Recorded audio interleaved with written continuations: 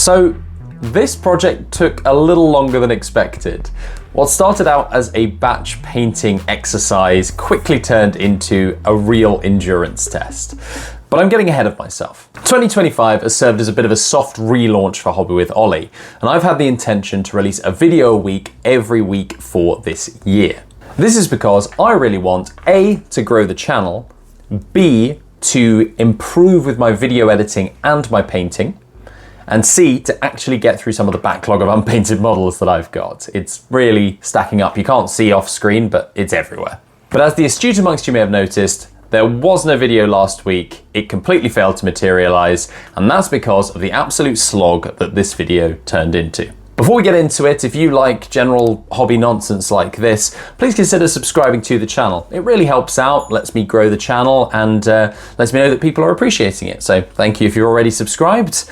Let's crack on with some painting, shall we? For this video, I had genuinely thought that I was doing a 1 week paint job, similar to how I'd done with my Sanguinor and my Brutalis Dreadnought videos. Only difference here was I decided to paint up a squad of 10 Death Company Marines with jump packs. The plan was simple: take these 10 Death Company Marines and paint them to my absolute highest standard within a week and release the video.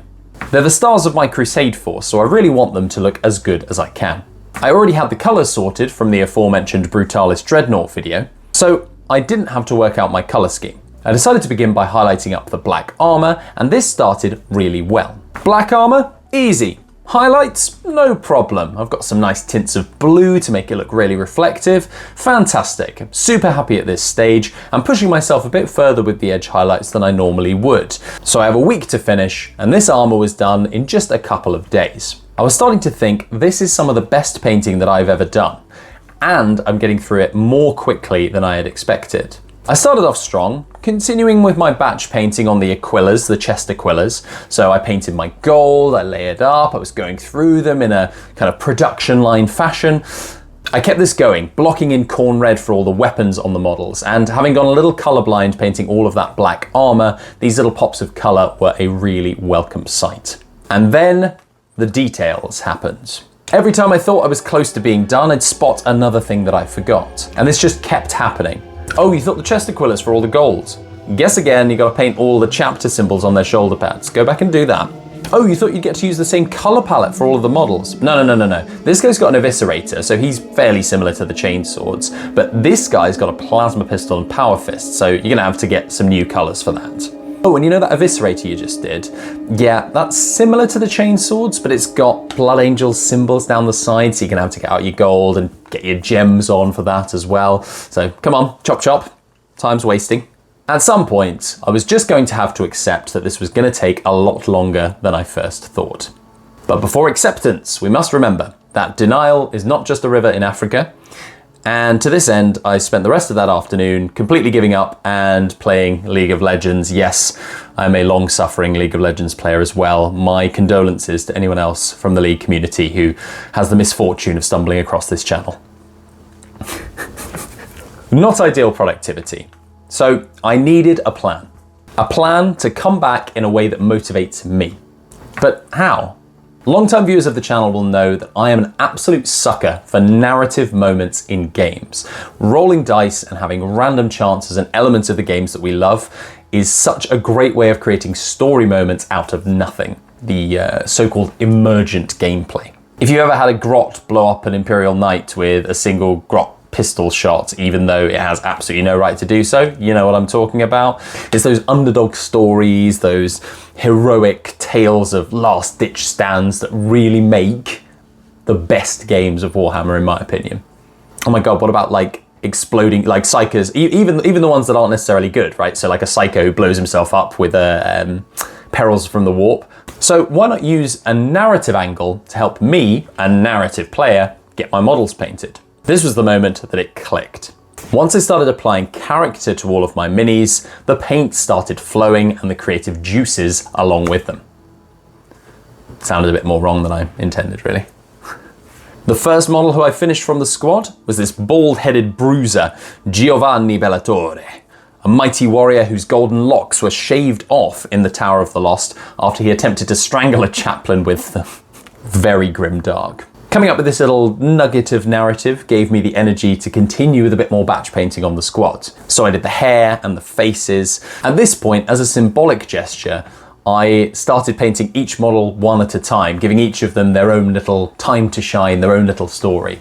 And I'd finish each paint job, so kind of go through, paint the weapons, do the highlights, do all the little bits and bobs, and then finally paint the red saltire on the shoulder pad. So that's the sort of red cross that denotes them as a member of the Death Company. This both finished the model in terms of the paint job, but also finished their narrative, as it shows all of them ending up in the Death Company, secured in the Tower of the Lost, waiting for their final battle. Poetic. The gene twin of Brother Bellatore soon followed. Basilio Martelli, he switched his trademark Thunderhammer for a weapon befitting his new savage status, an Eviscerator. Oh yeah, very eviscerative. Eviscerative is a new word. A scarred former captain of the Third Company, noble Vincenzo Morani, was next, reduced to base savagery by the Black Rage. And last in this combat squad of 5, Raffaele Sanguini, a former First Company veteran, deemed barely sane enough by the chaplains of the Reclusiam to be gifted an ancient relic of the chapter, an Inferno pistol. He was a marksman in his time, so hopefully he'll be able to at least vaguely point it in the direction of the enemy and pull the trigger, hopefully turning them into, overheated plasma and goop and whatever Melter really does, microwaving them from the inside out. Was that? No, that's Volkite. What does Melter do? Melter just superheats them. Every member of the squad has a name, a story, a few little tidbits just for me to latch onto, and that will give them some way of telling those stories through my games as well. By the way, if you want to chat about your own headcanon or the stories that have come about in your games or through your painting, there is a link in the description to the Discord down below. There's a bunch of hobby nerds in there, just like me. We have a wonderful community of people there who talk about everything from anime to dogs to tea and biscuits, which is a very important part of the chat. So get in there and join the Horus Heres tea inside of the Discord as well. Link is in the description. So yeah, this project is, that feeling when you tell yourself, okay, I'm just gonna do a quick paint job on this bit, I'm just gonna finish them off, just finish the last details. And then you end up spending half an hour just on the highlights for a bolt pistol that will probably not even deal a single wound in game. This project was basically the embodiment of that. But I went from dreading picking up my paintbrush to, through the medium of narrative, being really excited to get them finished and think about who they were and who they are and what they're going to do on the battlefield. Eventually, I reached the final stretch. And after spending so many hours on those tiny little details, it was so rewarding to finally finish something. Not the bases, I'm going to be basing them all together before anyone comments down below, but everything else is finished. How many hours of painting, I hear you ask? Well, the details alone took me around 20 hours over the course of 2 weeks. So, suffering for your art is definitely a thing. And I'm really pleased with the final result. I think I'm starting to grow in confidence with edge highlights and just kind of focusing on those tiny little details to, get everything a little bit crisper and level up my painting for 2025. And they are done. I'm not going back to them other than to do the bases. I'm so happy. I'm really looking forward to them smashing Josh and Meg and Phil in our Crusade games in the coming weeks and months. So stay tuned for that. Also, if you've enjoyed this video and you'd like to support the channel, you've made it this far in the video, so thank you for that already. There's also a link in the description down below to buy me a coffee. Any and all contributions are welcome on there, as well as my affiliate links to Element Games.